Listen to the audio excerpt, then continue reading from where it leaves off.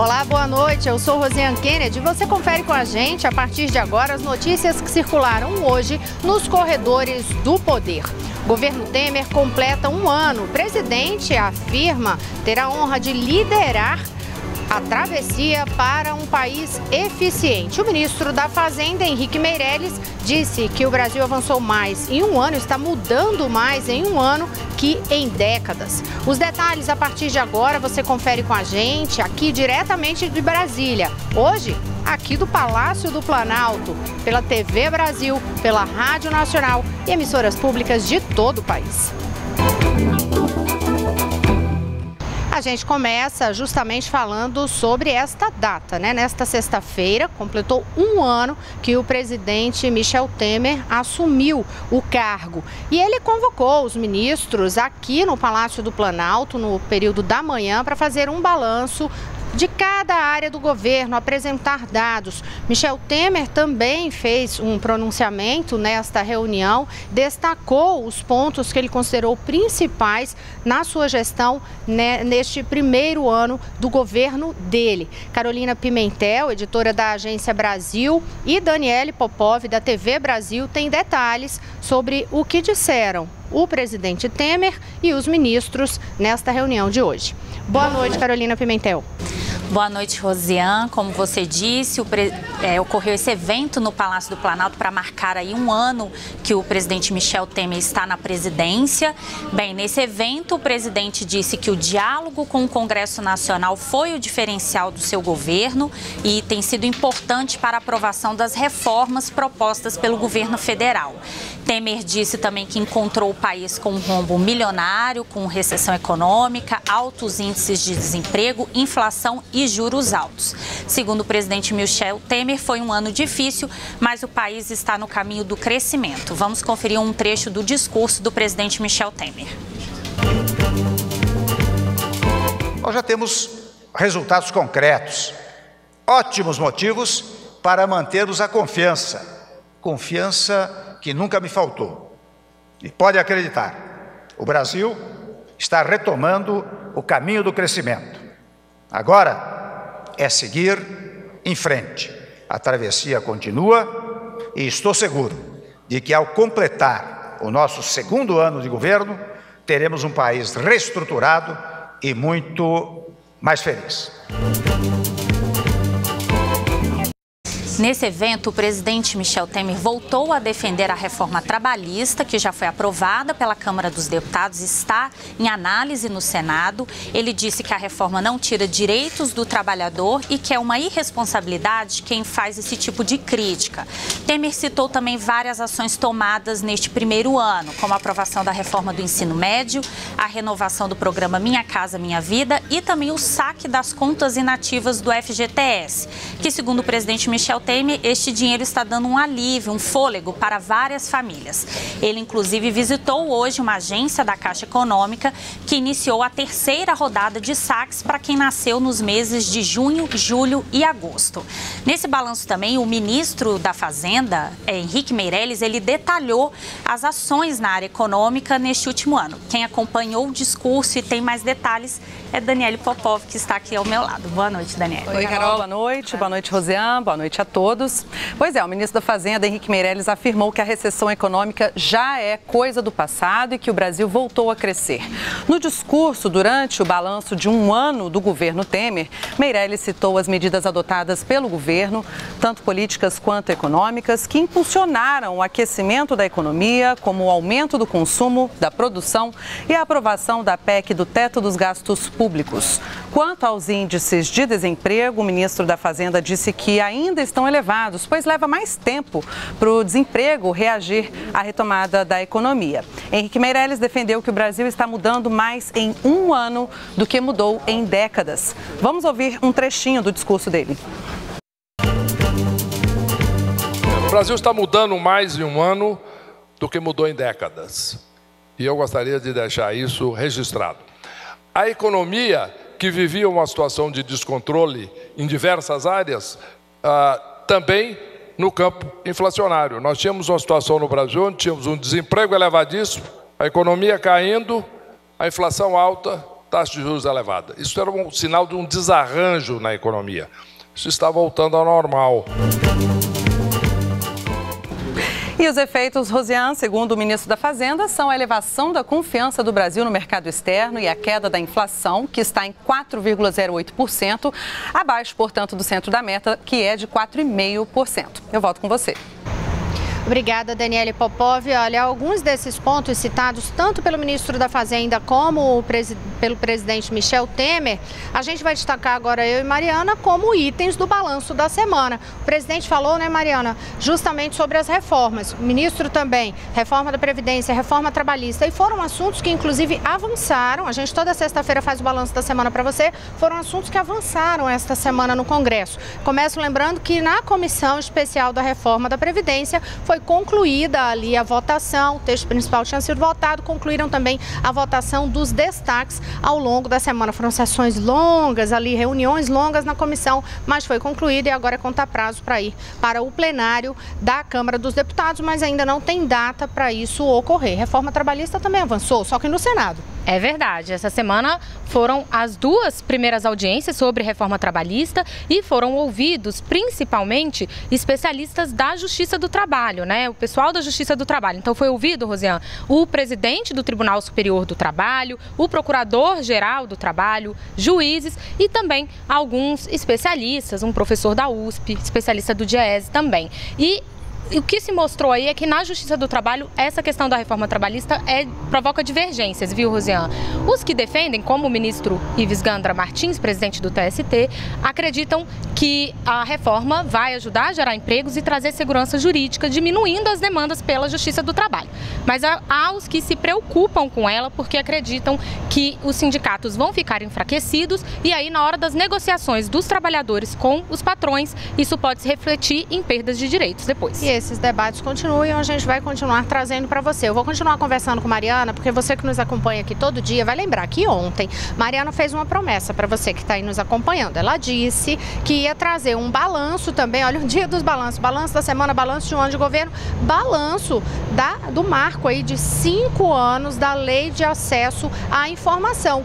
A data de comemoração é exatamente hoje, né, Mariana? Hoje a Lei de Acesso à Informação completa 5 anos, uma lei importantíssima que permitiu aí a revelação de vários itens que por muitos anos, vários pontos da nossa história, inclusive, que por muitos anos se tentava ter acesso, e permite também um monitoramento muito maior da população em relação à gestão de governo, isso em todas as instâncias, municipal, estadual e também federal. Qual é o balanço que você tem para a gente? Pois é, Rosiane, essa lei, inclusive, muito importante para historiadores e jornalistas que utilizam o acesso à informação por meio da lei para fazer grandes reportagens. Aí eu fui buscar dados e nesses 5 anos, Rosiane, 492 mil pedidos de acesso às informações e documentos foram feitos, dos quais 98% foram respondidos. 75% do acesso aos dados foram concedidos e 8% foram acessos negados, né? Aí 98% então respondidos, 75% acessos concedidos, 8% acessos negados, 15% de pedidos não foram atendidos, Rosiane, porque podem ter sido, por exemplo, feitos aos órgãos errados, né? Os órgãos que não eram adequados para esse pedido. E aí a gente teve 14 dias de prazo médio para que se respondesse esse tipo de pedido. Uma questão que se valoriza muito com relação a isso também, Rosiane, é que a lei trouxe o que eles chamam de transparência ativa, ou seja, os órgãos passaram a espontaneamente divulgar os dados, os seus dados portais, na internet, exatamente, né? Sem a necessidade de requisição por parte do cidadão. Então, esse é outro ganho aí por parte da lei. Foi, inclusive, uma das determinações ali, né? Que era justamente que os órgãos, gestões de governo tivessem o próprio canal de divulgação para dar essa transparência à população. Eu vou continuar no balanço da semana, mas agora eu vou chamar a Carolina Pimentel, lá na Agência Brasil,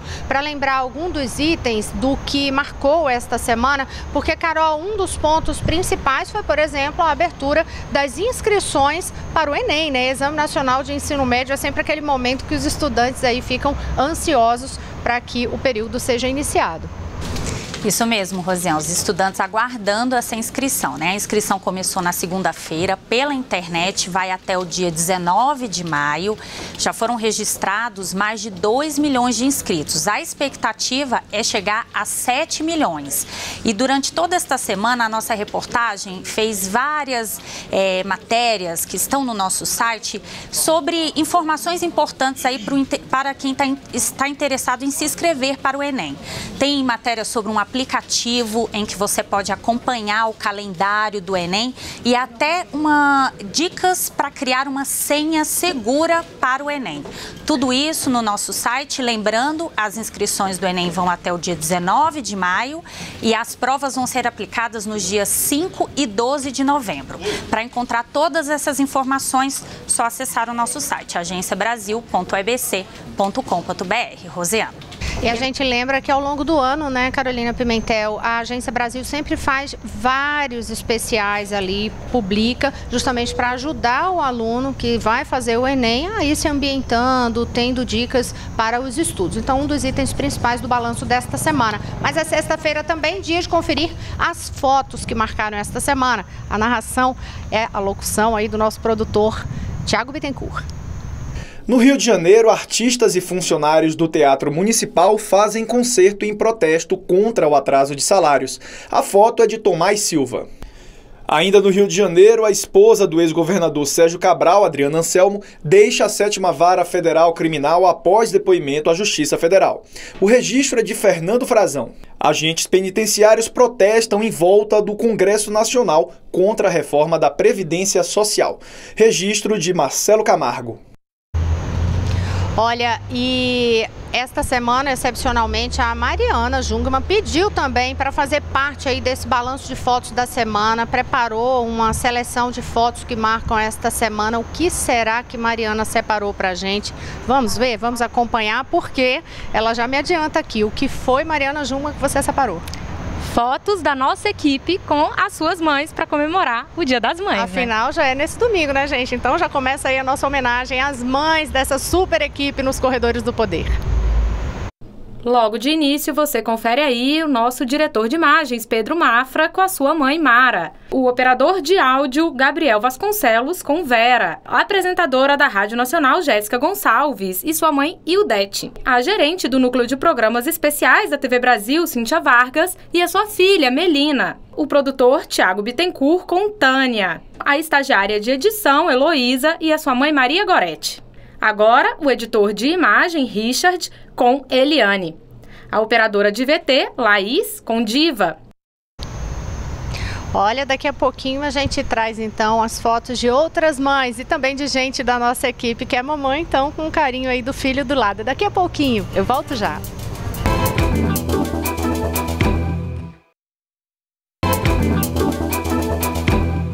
Olá, estamos de volta. Eu sou Rosiane Kennedy. Você confere com a gente as notícias que circularam hoje nos corredores do poder. No primeiro bloco, você viu conosco que o governo Michel Temer completou hoje um ano e o que o presidente afirmou ter a honra de liderar esse processo de travessia para um Brasil eficiente. E que também o ministro da Fazenda, Henrique Meirelles, concluiu que em um ano o governo está mudando mais do que em décadas. Isso foi um dos trechos aí que você acompanhou conosco no primeiro bloco, mas agora, neste segundo bloco, a gente fala de operação da Polícia Federal. Sabe quem participa com a gente? No estúdio da Rádio Nacional hoje, Vitor Ribeiro. Teve mais uma operação da Polícia Federal hoje. Qual foi o foco, Vitor? Boa noite. Oi, boa noite, Rosiane. Pois é, a Polícia Federal deflagrou hoje a Operação Bullish para apurar supostas irregularidades em negociações do BNDES. A Justiça autorizou 37 conduções coercitivas e 20 mandados de busca e apreensão no Rio de Janeiro e em São Paulo. O esquema teria favorecido o grupo JBS e movimentado mais de 8 bilhões de reais de 2007 a 2011, com a compra de ações da JBS por valores acima do mercado e sem exigir garantias. Em nota, a JBS negou o favorecimento em operação financeira com o BNDES. O banco disse que busca informações sobre a operação. Luciano Coutinho, presidente do BNDES na época, informou que todas as operações foram regulares. Rosiane. Obrigada, Vitor, que daqui a pouquinho volta com outras informações, mas vamos voltar à redação da Agência Brasil, porque a Carolina Pimentel também tem informações sobre investigações, mas aí lá no Panamá, né, Carolina? Isso mesmo, Rosiane. A Promotoria Especializada Anticorrupção, que está investigando o caso Odebrecht no Panamá, informou que apreendeu mais de 13 milhões de dólares em contas bancárias. E desse total, 10 milhões estão em nome de uma empresa de construção brasileira. A promotoria divulgou esse dado após a revelação do conteúdo da delação premiada da publicitária Mônica Moura. Na delação, ela afirmou que a construtora, em um acordo com o então presidente panamenho Ricardo Martinelli, financiou ilegalmente a campanha do candidato derrotado, José Domingo, nas eleições de 2014, que foi vencida pelo atual presidente, Juan Carlos Varela. As delações de Mônica Moura e do marido dela, o também publicitário João Santana, foram divulgadas ontem, depois que o ministro Edson Fachin, do Supremo Tribunal Federal, derrubou o sigilo desses depoimentos. No Panamá, a investigação começou após a denúncia do uso de empresas do país para transferência de dinheiro ligada ao esquema investigado pela Lava Jato. Rosiane. Obrigada, Carolina Pimentel. E aí agora a gente dá continuidade ao balanço da semana e este item que a Carolina, este ponto que a Carolina Pimentel destacou aí, a derrubada do sigilo da delação dos marqueteiros João Santana e Mônica Moura, esse foi um dos itens principais desta semana. A gente lembra que ontem Pedro Henrique Moreira trouxe aqui já os detalhes do que a gente já tinha conseguido acompanhar dessa delação, verificar ali no material que estava escrito, né? Mas hoje saiu inclusive vídeo em linhas gerais, Mariana Jungmann, que está aqui, né, para me ajudar nesse balanço. Em linhas gerais, vamos só lembrar o que Mônica Moura e João Santana disseram ontem. Eles deram... Quer dizer, disseram nessas delações que tiveram o sigilo derrubado ontem. Eles deram alguns detalhes, Rosiane, sobre a relação com a ex-presidente Dilma e com o ex-presidente Lula. Entre eles, por exemplo, citaram que foi criado um e-mail específico para que eles pudessem se comunicar com a ex-presidente Dilma e também que quando os pagamentos a eles começavam a atrasar, eles comunicavam primeiramente o ex-presidente Lula e depois a própria presidente Dilma Rousseff. João Santana e Mônica Moura falaram também que tudo dependia da palavra final do chefe. Rosiane, a gente tem um trechinho dessa delação, vamos acompanhar.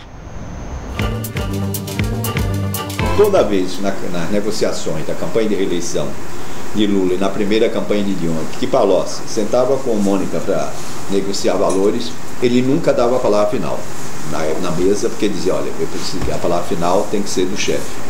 No caso, o chefe era o presidente Lula. Nas duas campanhas, na campanha de reeleição também da Dilma. E óbvio, se todo o acordo de Palocci já previa um percentual de pagamento por fora, obviamente que os candidatos sabiam disso, né?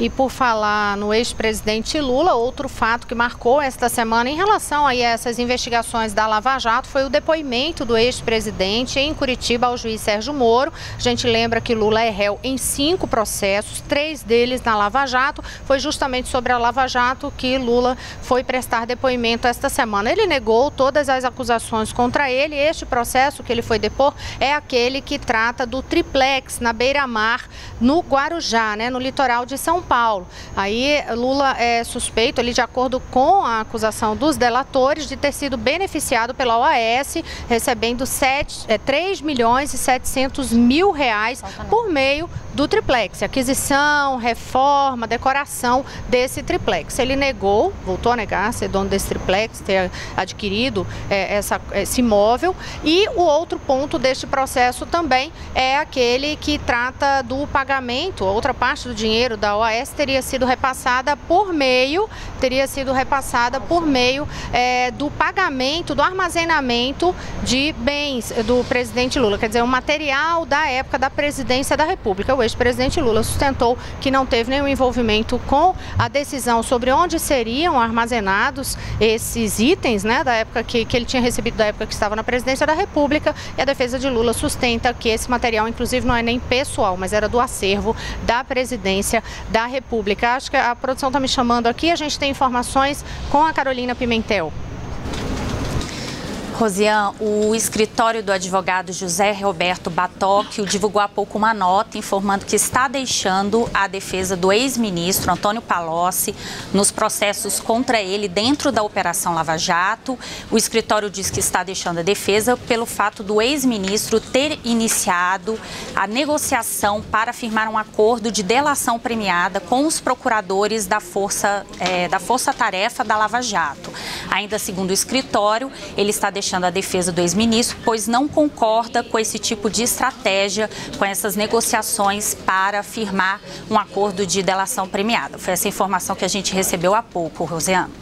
E aí os detalhes você vai ter na Agência Brasil, agenciabrasil.abc.com.br, informação importante, verdadeiramente relevante, porque muito se falou sobre essa expectativa de o ex-ministro Antônio Palocci firmar um acordo, tentar firmar esse acordo de delação premiada ou não. Sendo efetivado esse acordo de delação premiada, vai ser o primeiro petista preso na Operação Lava Jato a ir por esse caminho de fazer a delação. Então, esperar as cenas dos próximos capítulos, mas é um fato relevante que em algum momento, só para vocês entenderem bastidores aqui de ambientação política sobre essa cobertura da Lava Jato, em algum momento, assim, bem recente, que foi na semana passada, quando teve aquela decisão em relação à soltura do ex-ministro José Dirceu, também petista, aí ali ficou a expectativa, será que haveria algum recuo do ex-ministro Palocci sobre pensar ou não de uma delação? Portanto, agora vem mais uma sinalização aí de Palocci em relação a esta delação, essa possibilidade de delação premiada. A gente segue no noticiário aqui, vamos voltar no estúdio da Rádio Nacional. Vitor Ribeiro tem informação sobre a conclusão do julgamento que foi na madrugada de hoje, né, Vitor? Do ex-dono da Gol, fundador da Gol, Linhas Aéreas, Nenê Constantino. Qual foi o resultado do julgamento? Exatamente, Rosiane, era 1h30 da manhã quando o juiz João Marcos Silva leu a sentença. Nenê Constantino foi condenado a 16 anos e 6 meses de prisão por homicídio qualificado, mas o empresário não deve ser levado à cadeia. Nenê tem 86 anos e maiores de 70 anos não ficam presos. O juiz responsabilizou Nenê pelo assassinato do líder comunitário Márcio Brito em 2001. Também foram condenados o ex-vereador de Amaralina, em Goiás, Vanderlei Batista, o dono da arma usada no crime, João Miranda, e o ex-empregado de Nenê, João Marques. Todos podem recorrer em liberdade. O genro de Nenê Constantino, Vitor Foreste, foi absolvido, Rosiane. Obrigada, Vitor Ribeiro. Agora a gente vai voltar a conversar com Daniele Popov da TV Brasil, porque Daniele Popov foi atrás de uma informação de corredores, do que ocorre ali, o que é que ocorre nos corredores do poder, mas sem ser nada especificamente de política e economia. Daniele descobriu aí uma exposição que ela vai contar pra gente. Que exposição é esta, Daniele Popov, nos corredores do poder, inclusive remetendo a um passado de corredores do poder, né? Pois é, Rosiane, você já imaginou ler documentos históricos do Brasil, como, por exemplo, a Lei Áurea, assinada pela Princesa Isabel e que aboliu a escravidão no país? Ou ver de perto a primeira Constituição do Brasil de 1824? Pois é, esses e outros documentos estão aqui em Brasília, no Palácio do Planalto, na exposição Brasilis a Brasília. A mostra foi aberta oficialmente esta semana pelo presidente Michel Temer. São quase 50 documentos do Arquivo Nacional do Rio de Janeiro, Arquivo Público do Distrito Federal e da Biblioteca do Palácio da Alvorada. Além da Lei Áurea, que amanhã, dia 13, completa 129 anos de assinatura, e da primeira Constituição brasileira, estão lá no Planalto o juramento à Constituição de Dom Pedro I e da Princesa Leopoldina, o passaporte de Santos Dumont e a Lei do Ventre Livre. Quem quiser conhecer esses documentos pode ir ao Palácio até 31 de maio. A visitação é aberta ao público de terça a sexta-feira, das 10 da manhã ao meio-dia e das 2 às 5 da tarde. Aos sábados e domingos, a amostra pode ser conferida das 10 da manhã às 4 da tarde. Rosiane, olha aí uma oportunidade para o final de semana. Ótimo mesmo, viu? Um programa muito interessante, fiquei curiosa para ver. E eu sei que inclusive tem um esquema de segurança todo especial, obviamente, porque são documentos muito importantes, documentos históricos. Mas vamos seguir aqui com a nossa homenagem às mães aqui da nossa equipe nos Corredores do Poder. Acompanhe com a locução de Mariana Jungmann. A coordenadora de telejornal, Marcela, apresenta sua mãe Rita. A produtora Daniele com Rosa. A nossa apresentadora e coordenadora de edição da Agência Brasil, Carolina Pimentel, com Juraci. O cinegrafista Aldivan com Ediva. E o cinegrafista Marques com Maria Leontina. Rosiane Kennedy apresenta Dona Naná.